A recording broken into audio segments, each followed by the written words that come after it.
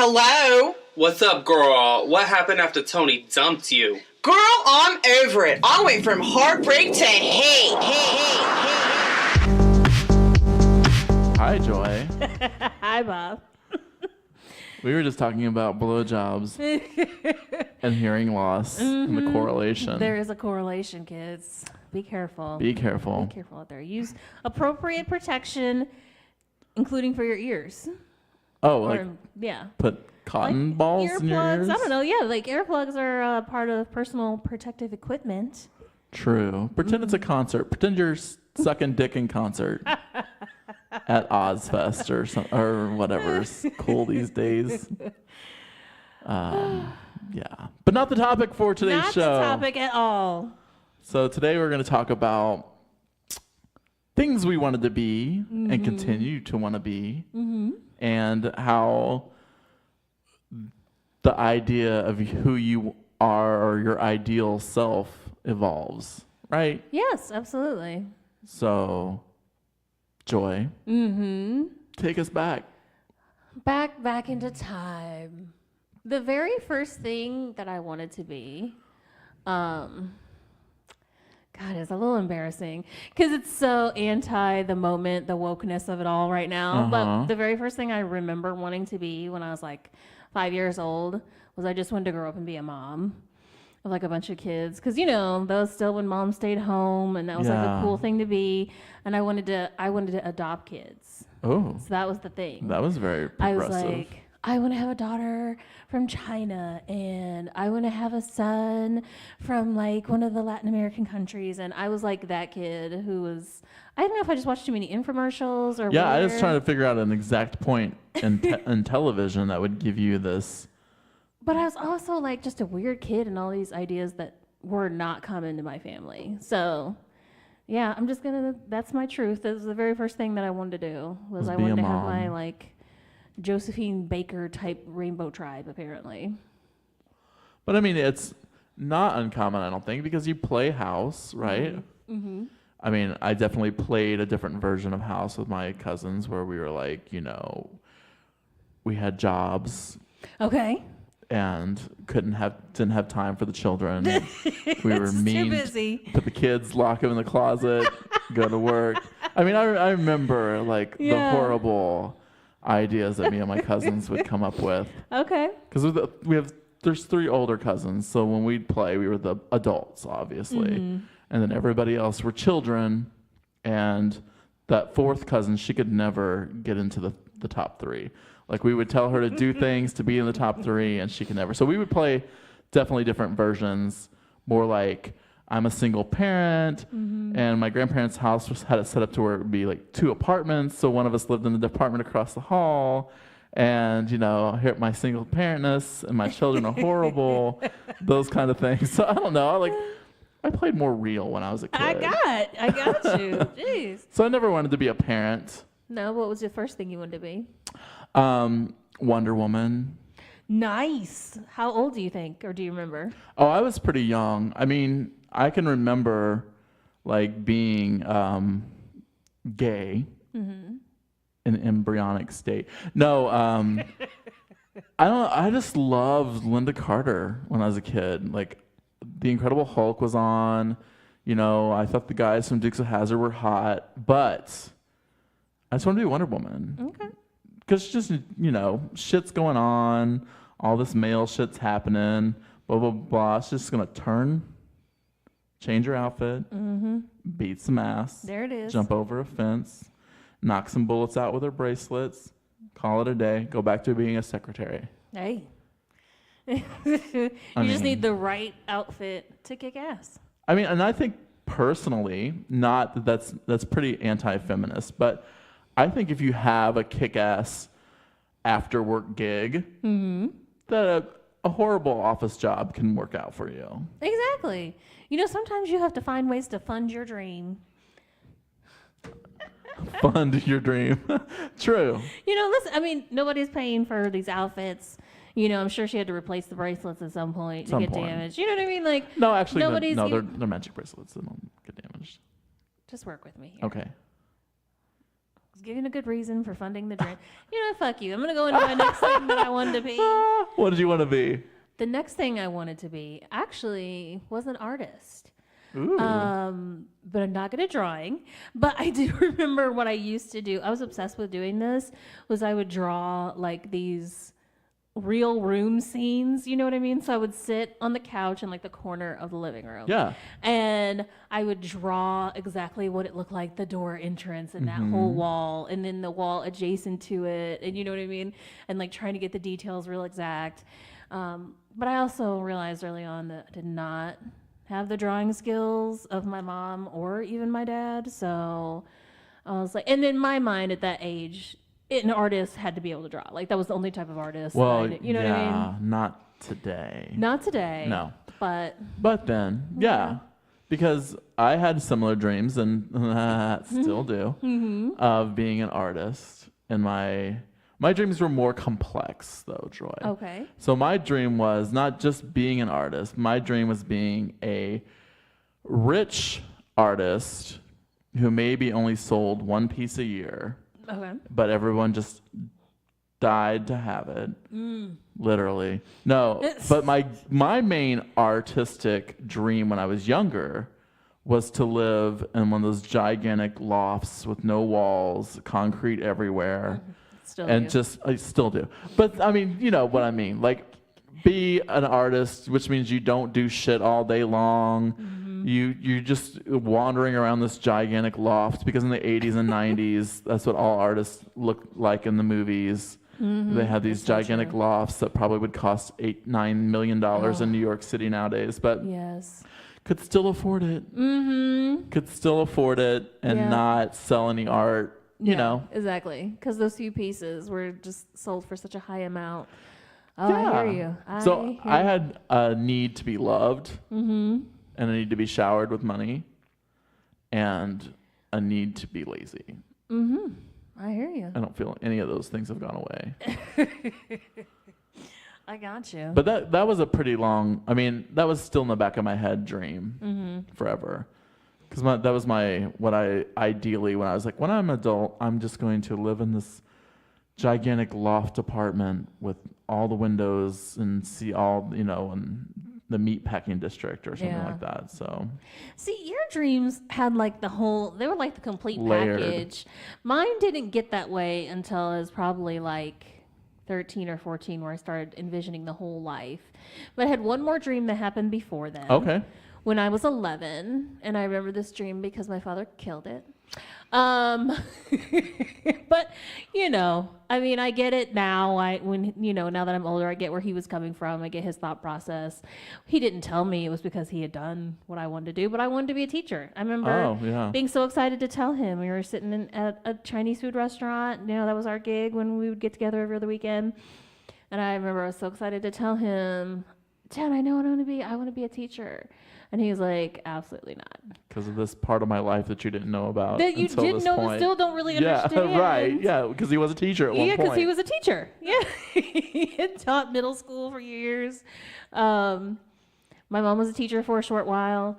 So I just learned early on that wasn't allowed. But then I got older and I was like, oh, I guess maybe because, he finally started to talk about the bureaucracy and the things that you wanted to do and then you couldn't do. Right. And I feel it actually worked out fine, because at this point, the idea of having to sit in a room with 20 plus small people, like I do not have the patience. And people who can do it, ooh, go for it, girl. And I had I wanted to be an art teacher. No. I wanted to be an art teacher until I had art teachers. Oh. Isn't that the worst? One thing you want to be, you see it and you're like, oh. Yeah, and it's nothing worse than we'll talk about that later. But seeing it from both sides of the perspective, art teachers, because they're art teachers, get a little bit more shit from students than a normal teacher might.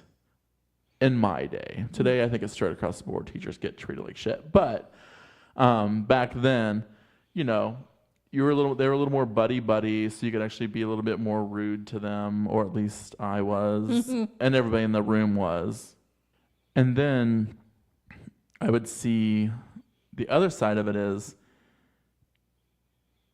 killing an artistic dream. Now, some art teachers, I never had one, but some art teacher gives you the license to be an artist, which you don't really get in a lot of structured art in a non-art school, I would say. Some art teachers are definitely different, but there's you didn't do it the right way. Going back to what you're talking about, like drawing. Yeah. Like, this is wrong. Nowadays, you're allowed to be a horrible drawer and still continue to be a successful artist because it's a vision and a style. See, if only I'd known.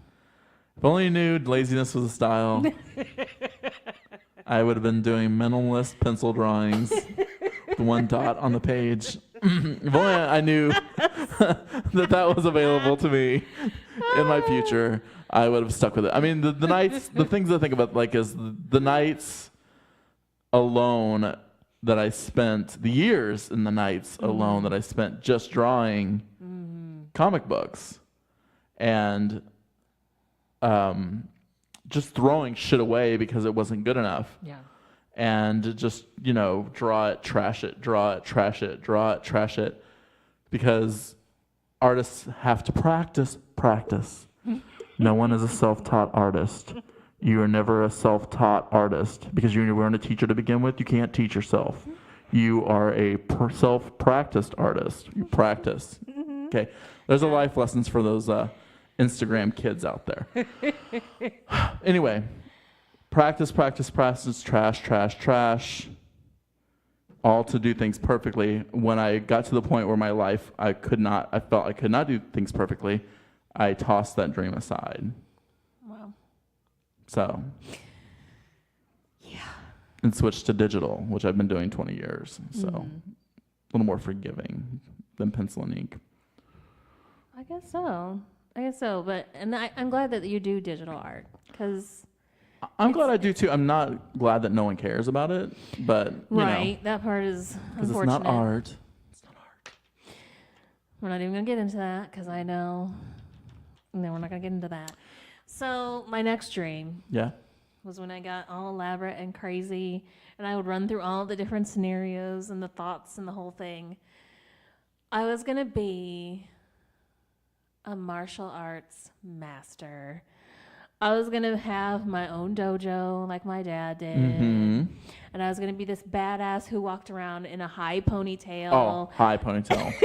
You know what I mean? Oh, yeah. Hair flipping. White sports bra, the matching pants, because obviously I had the red sash. Right. Thank you, because I'm the master. Right. Clearly. Right. And we would go to tournaments, and me and my entourage of many men, because mostly who takes martial arts, it's a bunch of men. So me and many men surrounding me, and I would just be like that badass that everybody was like, oh no, did Joy show up? Fuck it, drop out the tournament today. Sweep the leg, Joy, sweep the leg. And then my dream went even further. I was going to star in a martial arts movie featuring me and my brother. There you go. There it is, right? Brother-sister combo, getting saving people, kind of, just kicking ass along the way. The hours I spent doing those dreams. But then I realized I did do well in martial arts. Right. Okay. And I did get myself a black and red sash. Thank you. So that's the next step is red. But anyways, neither here nor there, kids. I just realized that I shouldn't own a dojo. There's certain things about owning a business. And I never really tournaments are for sparring and things, and sparring was never super my gig. My gig is the walk the street drill where I just get to grab you by the throat and snake you. Yeah. You know what I mean? All that dirty street fighting, that's what I'm into. So, yeah, certain reasons, and then the whole movie, anyways, we're not going to get into why the movie wasn't going to work. But anyways. Right. I don't think they were ready for they weren't ready. two non-racial specific people. And we would have been before Vin Diesel Absolutely. had my dream come true. But anyways, memories. Okay. So I wanted to be a photographer, a photographer. Ooh, a photographer. I just love it when people say that. You're a good drawer. Yeah. And you're going to be a photographer. Anyway, so simultaneously to drawing, young age, got a camera.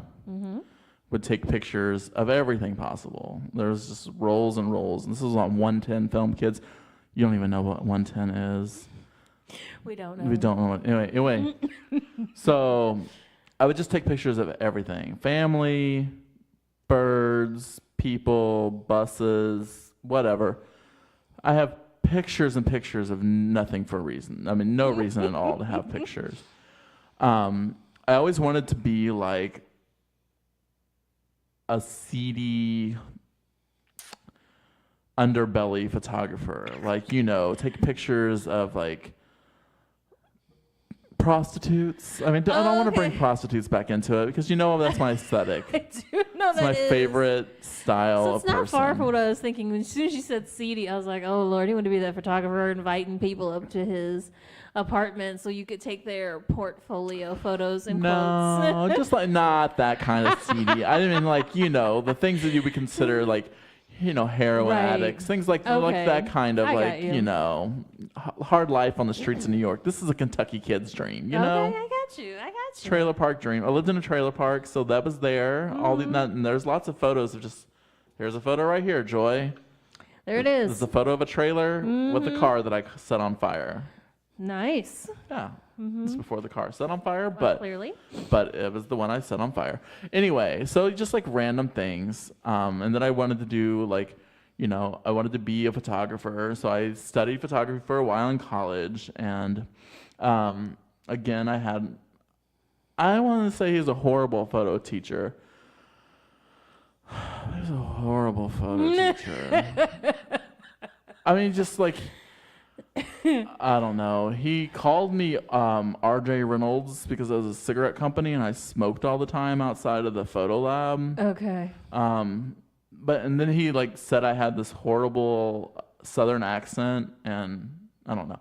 Anyway, besides that, so he didn't really make me like photography, but I continued and I would do like photo sets. I took pictures of you when we first hung out. Yeah. A bunch of people. I was still in the early 2000s doing all these little photo sets where I would take 12 pictures and 9 of them had to be perfect, you know, because I always have those constraints to my processes. So I would do that. Would take all these pictures. I would have binders, and people would say, "I want to see your photos." So I would show them my photos, and then immediately after they saw pictures of my friend overdosing on Thanksgiving in a basement, they would say, "Will you take pictures of me and my daughter? I want you to take pictures of me and my daughter out by the fountain and blah blah blah blah blah." So oh my goodness. I immediately, well, not immediately, but after years of doing artistic work and people saying, can you do, you know, Olin Mills shit, it just crushed my dream. Yeah. And then I would worked do it. and then I worked in a photo lab for a while, and that crushed my dream too. Because film used to be developed.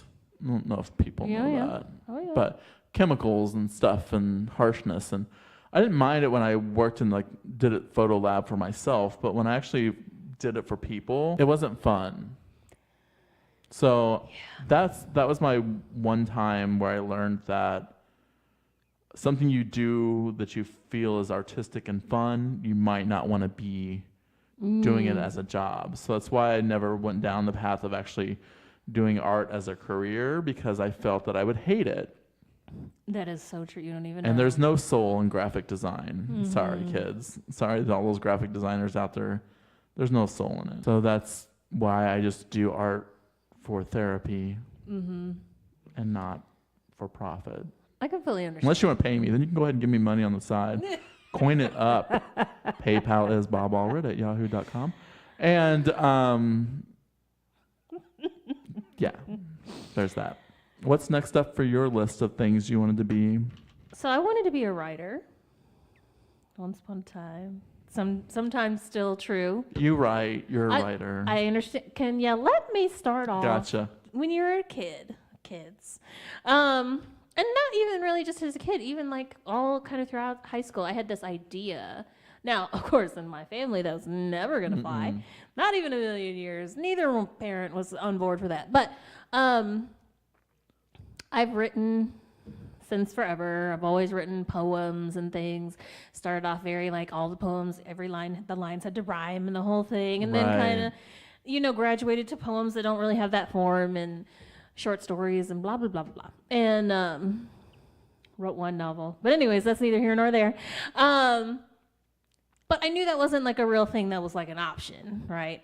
And then once I got into my first career and everything, and I was working, my mom kind of just nailed the coffin in, and because I had written kind of this like novel, and it had all these chapters. I was really proud of it and everything, and I was like, I might really want to like explore this and go back to school for writing and become a writer. And she was like, but I just really like being able to say that you're an engineer. And I was like, ooh, you ever have those moments with a parent where you realize they're like just another Mine was person, similar, opposite, and they're not just that magical being, and you're just like sucker punch to the gut. Ouch. Ooh. But in today's day and age, like you said, I still write, so I am a writer, but I also wrestle with that, like the idea of trying to write full time and like have to be able to come up with things. You know what I mean? For sure. Like it just feels like it would take some of the joy and the, specialness out of it, because it's like you're forced on a timeline, and this is not the way I work. No. Yeah. Yeah, deadlines will kill it. Dead I got lines. it. I got you. Got you. Okay. So yeah, I had a similar situation. So out of high school, it was always like, what are you going to be? My entire life, not stifled by family members, always supported in ways of being creative and painting and pastels and the money for the supplies. So that was not stifled in any way, but was into the realism that this was not a career. Because in the 80s and 90s, graphic design, art as a career was not really a thing the way it is today. Right. Like, people can't grasp that there weren't lots of drawings and stuff. But I mean, there were, but it was like you had a specific style. It's like going to school to be a Disney designer, right? You went to school to draw a Disney way.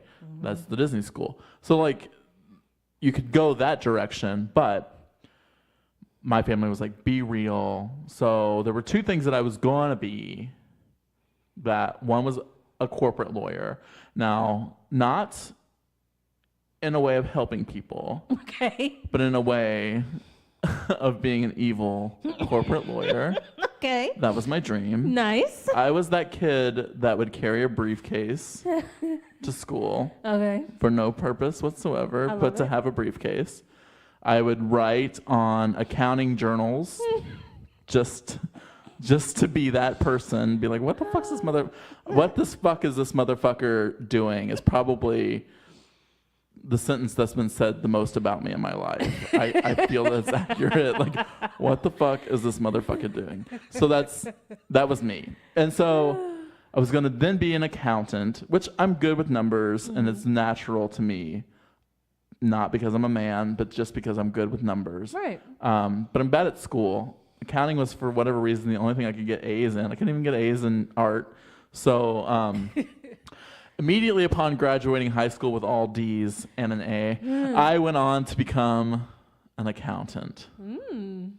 Did a year and a half of that, and then I had the breakdown with my family. The opposite of what you had with your mom, which was, I can't do this anymore. I have to be an artist. Ah, gotcha. So then I said I wanted to be an artist. I couldn't do it anymore. So then I completely flipped my degree into being from accounting to where the school I was at was just a general art degree. Needless to say, credits don't carry over. Sad. From one to the other. So I never graduated. I just had a bunch of business classes and accounting classes and art classes and Some of everything. some of everything. So yeah.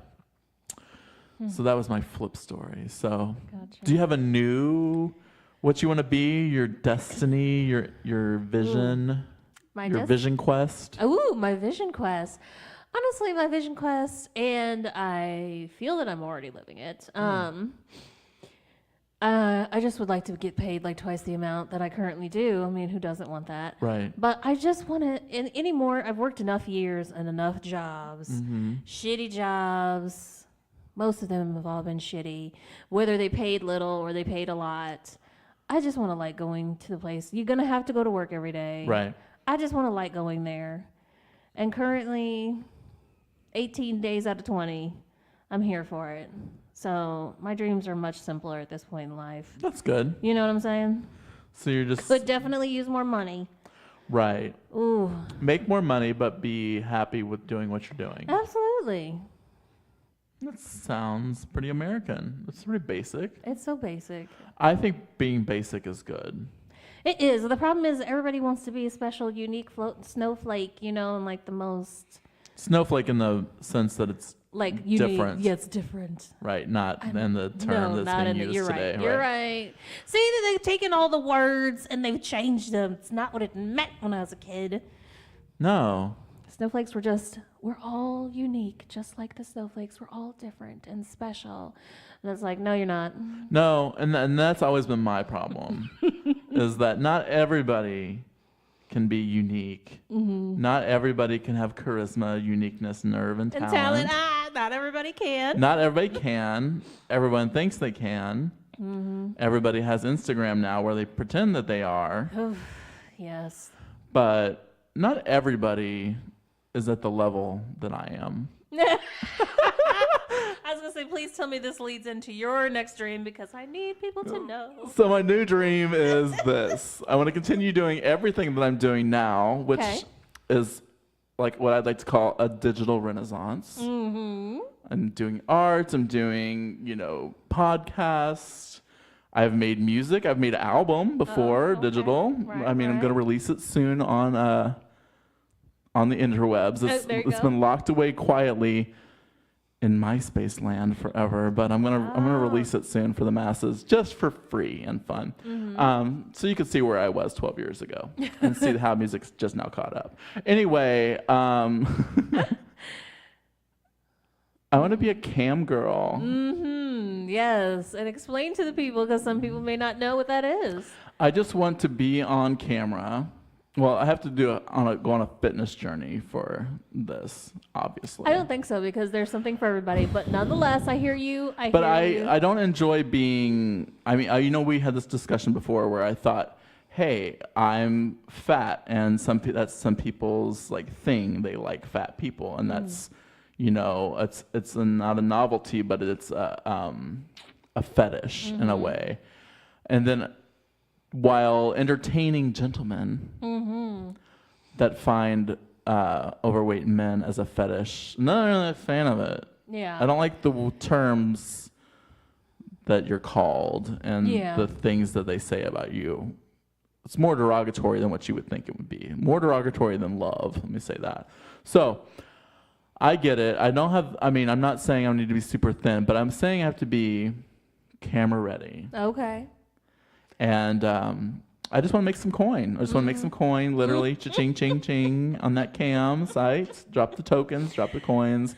And that's what I want to do. I want to sit and say, hey, which glasses should I wear today? And just have really vapid. So now that's the thing, though. Do you want to be a PG cam girl, PG-13, or no. X? X. Okay. I'm talking triple X. Oh, snap. Watch out now. I don't care if my family members and friends are listening to it.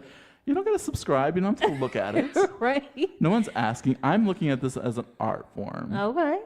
And a form to make more money. So you're going past NC-17, NC-45. I'm way past NC-17. I don't feel like I'm ever anything below an R in life in general. So yeah, I just think that I'm gonna be like, what glasses should I wear today with this outfit? And then like for some coins, the outfit comes off, progression. I got you. For, Make the people earn it. Make it earn it, and I'm looking at some, a couple $100 a night, I think. All right. Goals. Hey. I might not do it every night, but I got you. a couple $100 a week. I'll get you. That's good money. Yeah, that is. But then taxes and all that stuff. But yeah, no, that's my new goal in my new career. Well, I hope that one comes true for you. I hope it does too, because I don't think I've ever had enough random things in my asshole. Now's the time to try. There you go. It's your 40s, kids. You can do whatever you want, even in your 40s. And I'm looking forward to it. It's only 2 Are you weeks gonna away. watch? No. My 40s is what I'm looking forward to. Oh, I thought you meant my cam. I just feel like that would be awkward. No, that would be awkward. I mean, unless you wanted to do like a nude cam podcast, and then we could just start making money together. I mean, we don't have to perform together. Right, Just right. be together. I get you. We got a table here covering the Safe parts. space. Yes. We have furniture that can be wiped down. That's the important part. Never stick around in a strip club with fabric furniture.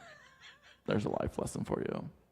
And remember that to be beautiful and natural is the birthright of every woman.